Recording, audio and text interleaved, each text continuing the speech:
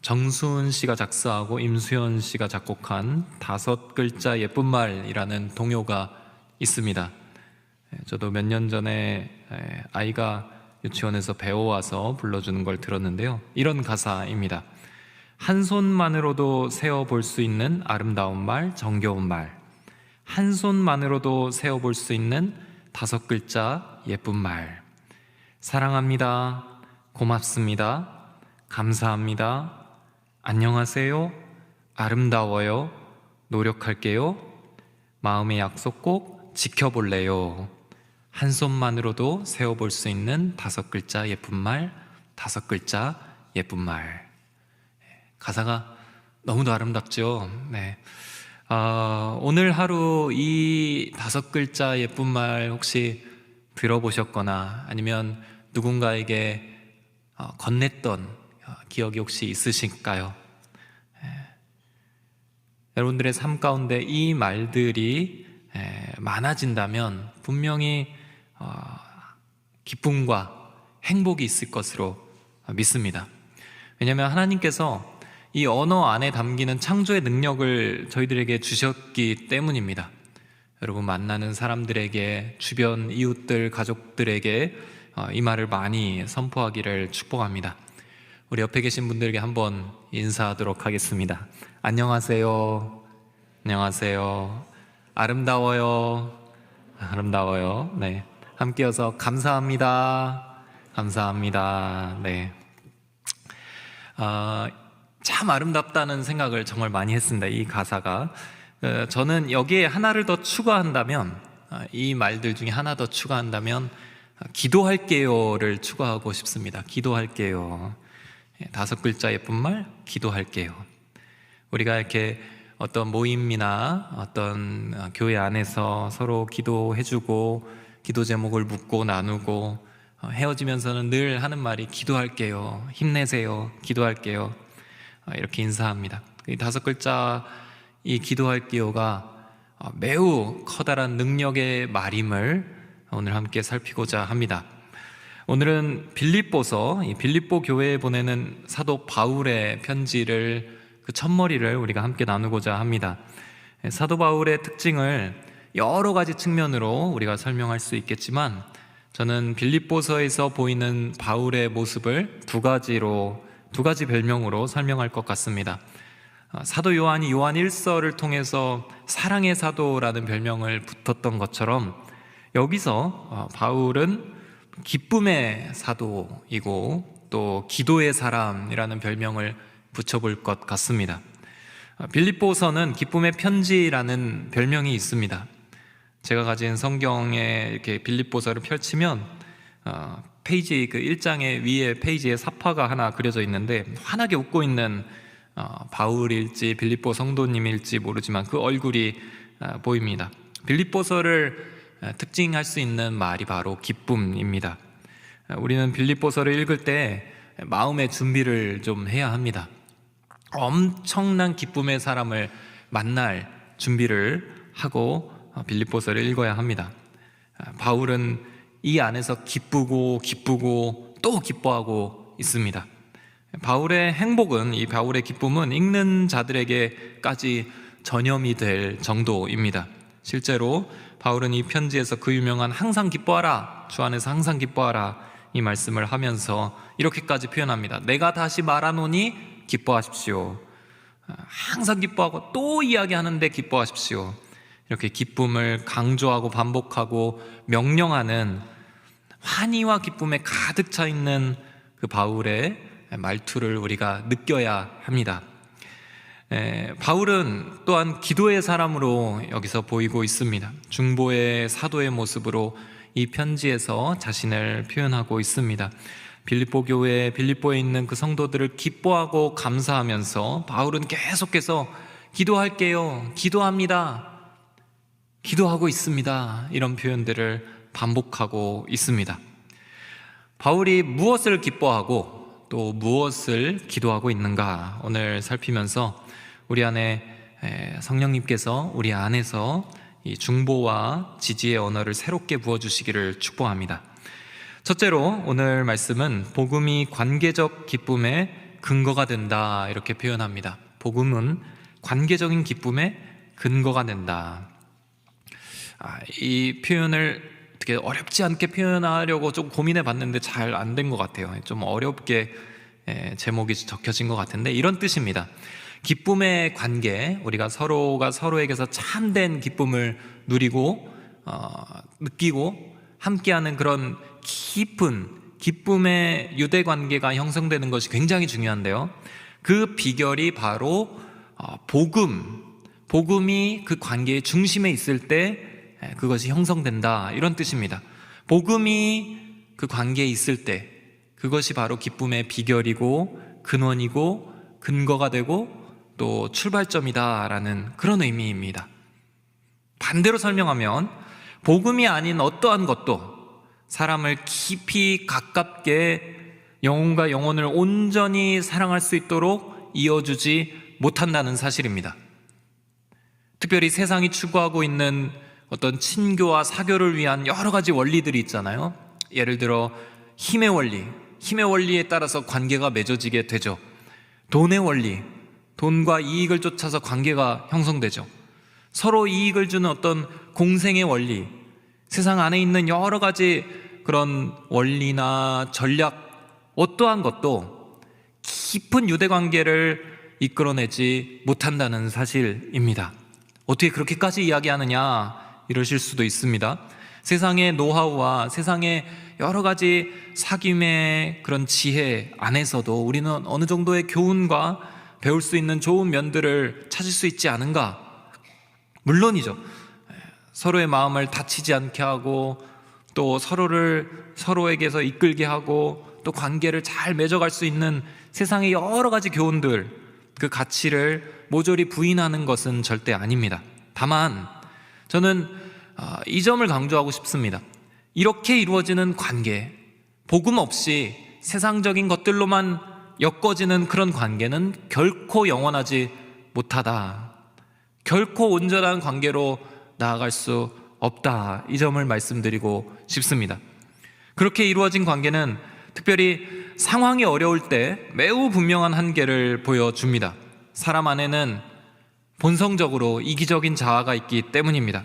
내가 피해와 손해를 보면서 저 사람과 깊은 유대관계를 유지할 수 있는 그런 동력이, 인간적인 의지나 그런 능력이 우리에게는 매우 빈약한 것이 우리의 한계가 됩니다.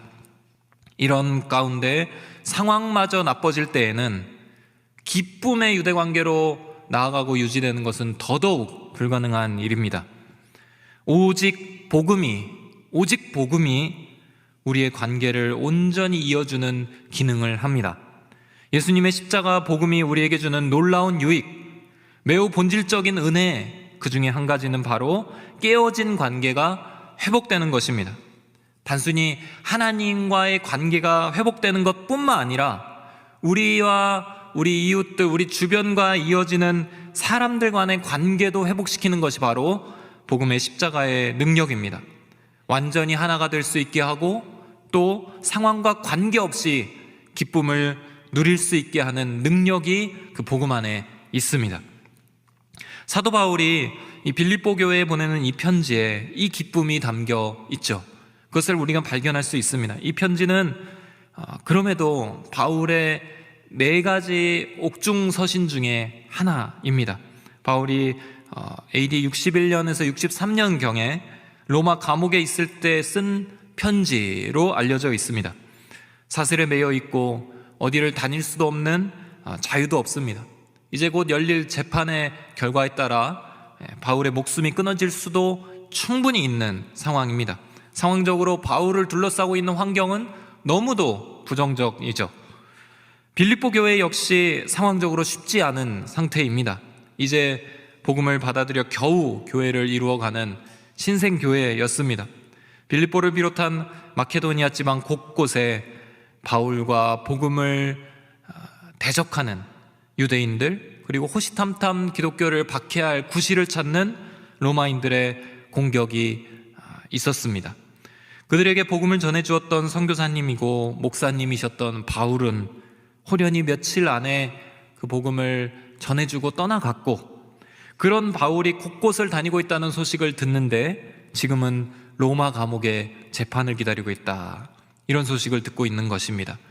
예수 그리스도를 믿기 위하여 그들의 삶의 모든 것을 버리고 예수 그리스도를 믿는 그리스도인이 되었는데 그들이 과연 제대로 믿는 것일까? 우리에게 복음을 전해준 바울은 감옥에 있는데 그들 안에 회의와 절망이 찾아와도 이상하지 않을 그런 분위기 속에 있습니다. 바울과 이 빌립보 교회의 상황을 보면 이 둘의 관계가 잘 맺어지기란 너무도 위태롭다는 것을 우리는 알 수 있습니다. 어느 한쪽이 무너지거나 어느 한쪽이 돌아서도 어느 한쪽이 관계를 먼저 깨트려도 이상하지 않을 그럴 상황에 빌립보 교회에 보내는 바울의 편지가 도착하는데 이 편지에는 기쁨이 가득 묻어 있는 것입니다. 빌립보 성도들을 위로하고 격려할 뿐만 아니라 바울 안에 있는 기쁨과 행복과 그 환희가 가득 차 있는 것이죠. 여러분들 안에 이 기쁨과 은혜와 행복이 가득 넘치기를 정말 주의 이름으로 축복합니다.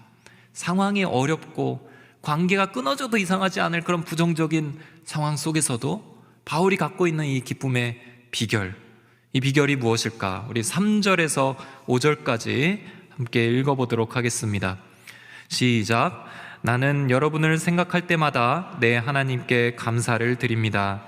또한 여러분 모두를 위해 항상 기도할 때마다 기쁨으로 간구합니다. 이는 여러분이 첫날부터 지금까지 복음에 동참해 주었기 때문입니다. 편지가 그 아름다운 5글자로 가득 차 있죠. 감사합니다, 기쁩니다, 간구합니다. 여기 6절로 가보면 확신합니다. 8절에서는 여러분들을 사모합니다. 이런 아름다운 말들로 편지를 시작할 수 있는 이유는 바울과 빌립보 교회가 복음으로 이어져 있기 때문입니다. 그들 사이에 진정한 복음이 있기 때문이죠. 바울은 이를 여러분이 첫날부터 지금까지 복음에 동참했다, 이렇게 표현합니다. 복음에 참여하였다.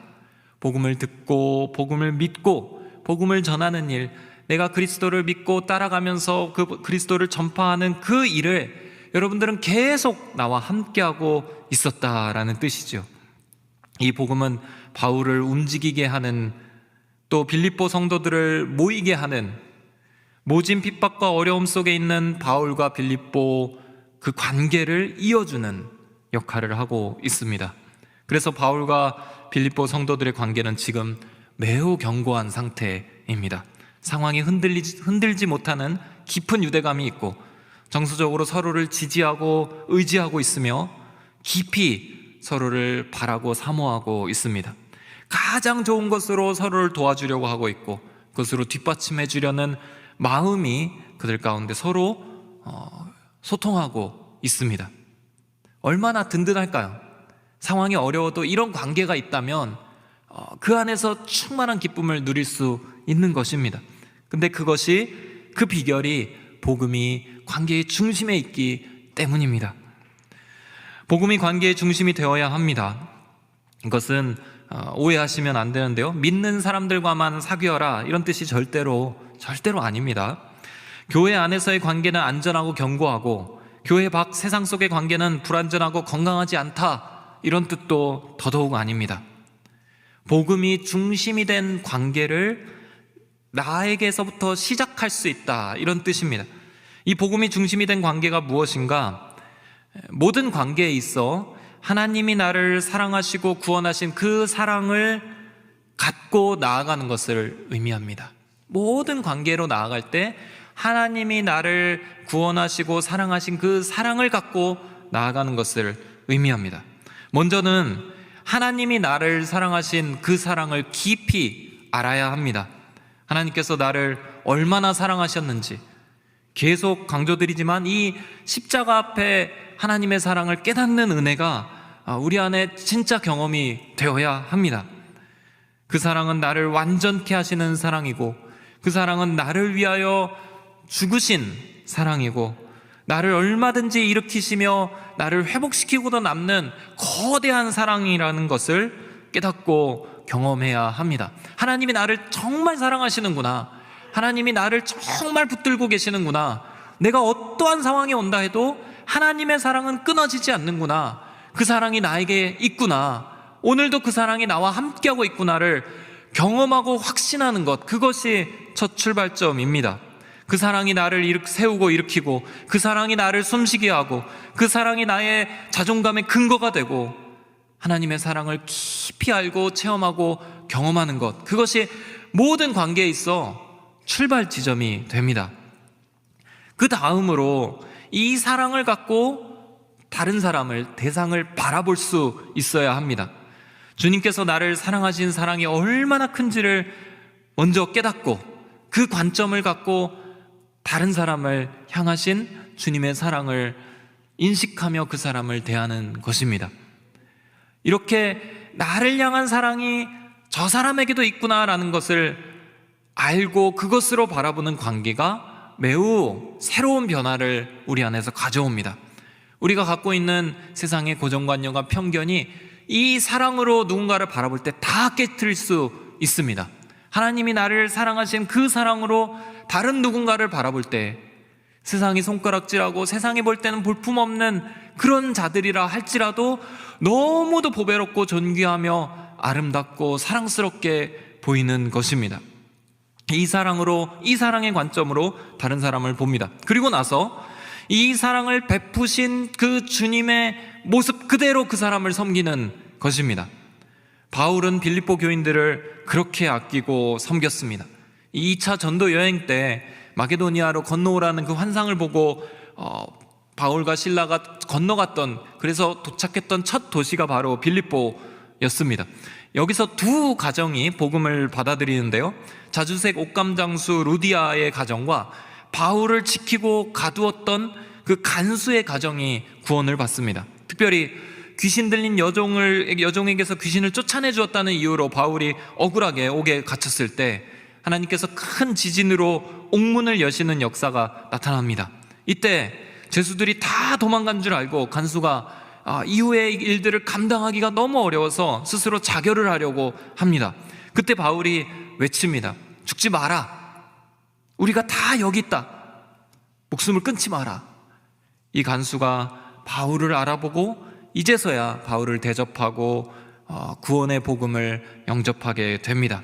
그래서 그 가정이 다 구원을 받게 되죠.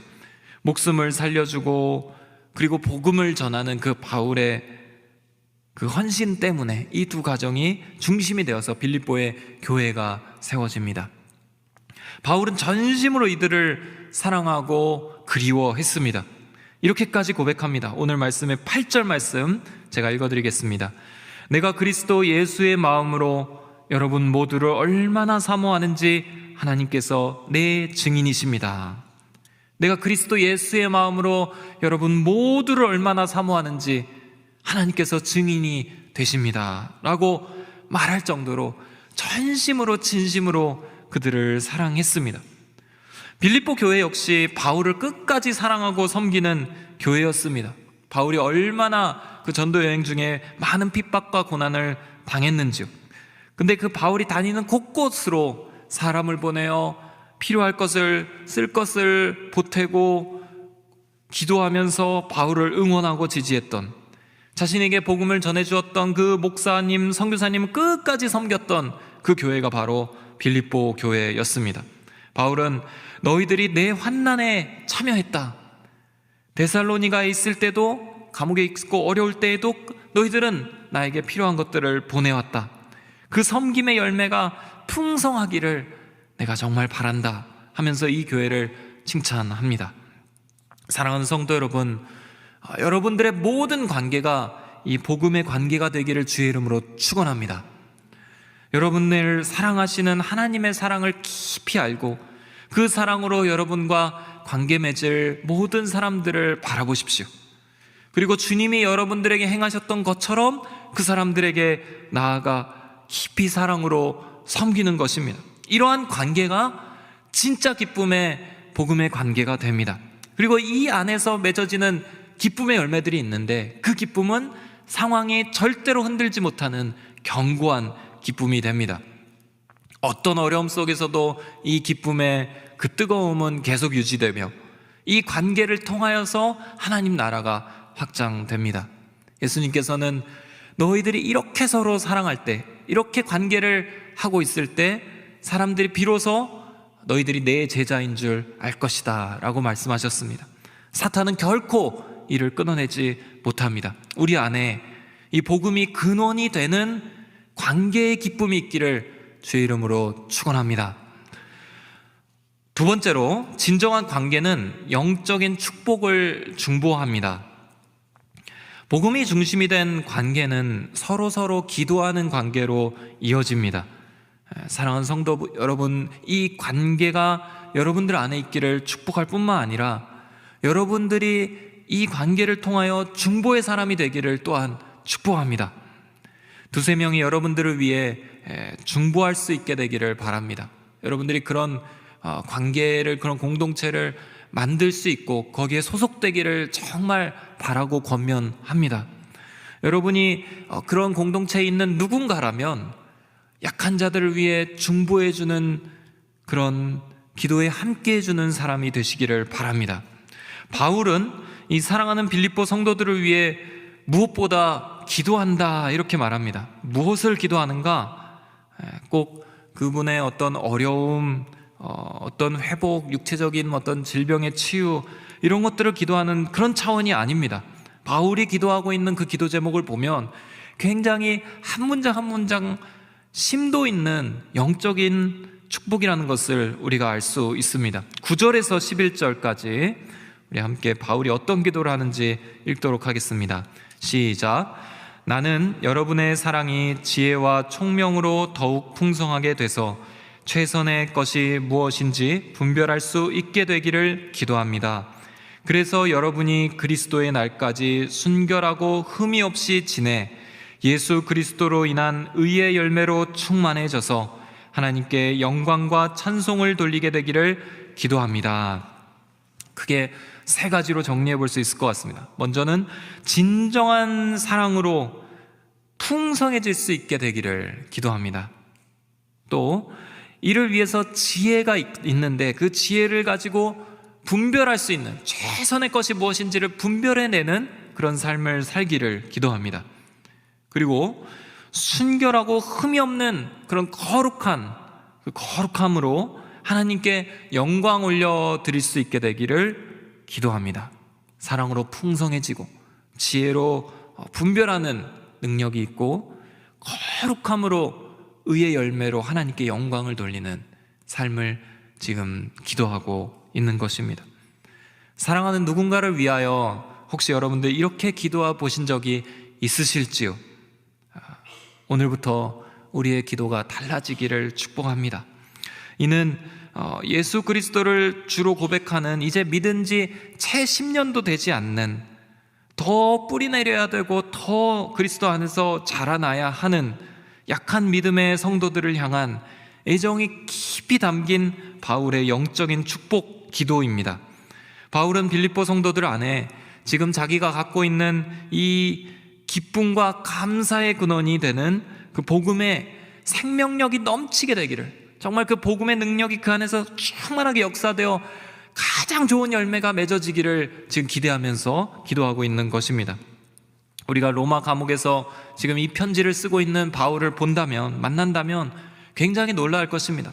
연약한 육신에 놀랄 것이고 그의 아주 처참한 처지에 우리가 놀랄 것입니다. 그런데 더욱 놀랄 것은 그런 그의 얼굴에 기쁨과 감동과 환희와 생명의 미소가 있다는 것을 발견하고 놀랄 것입니다.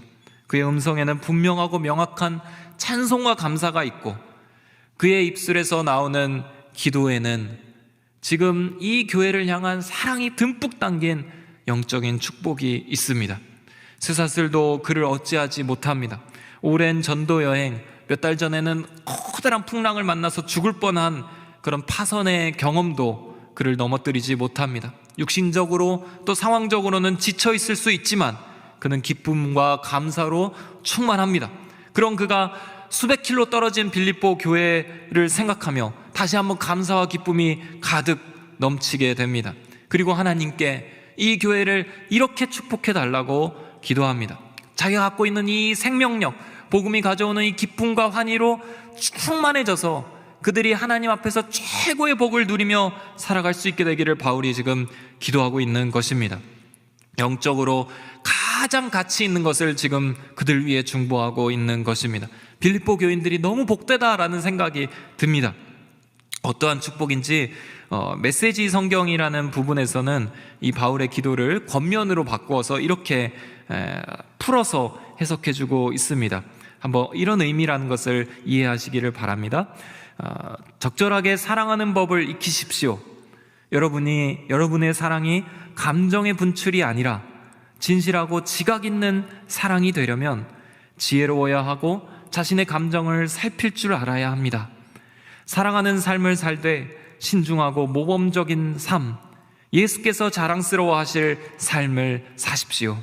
그것은 영혼의 열매를 풍성히 맺고 예수 그리스도를 매력적인 분으로 만들며 모든 이들로 하여금 하나님께 영광과 찬송을 돌려드리도록 하는 삶입니다.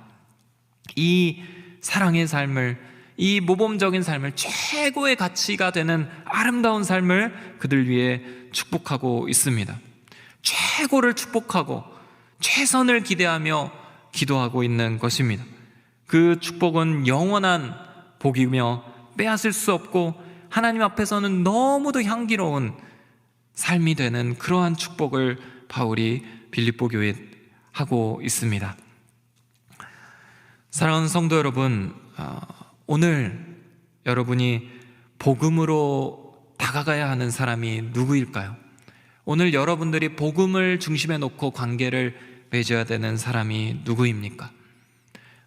그를 위해서 여러분들은 어떻게 기도하기를 원하십니까? 그 사람이 좀 더 바뀌어서 나를 사랑해 주기를, 그 사람이 잘못을 좀 뉘우치고 좀 올바로 살아가기를, 그 사람 바꾸어 주세요, 이런 기도일까요? 그 사람 안에 있는 이런 현실적인 어려움들이 해결되기를, 그 사람의 질병이 치유되기를, 이런 간구의 기도일까요?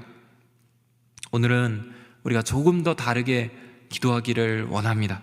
주님, 제가 복음으로 관계를 갖는, 기쁨의 참 관계를 맺는 복된 인생이 되기를 제가 원합니다. 제가 사람들과 복음으로 관계를 맺는 그런 복된 인생이 되기를 원합니다.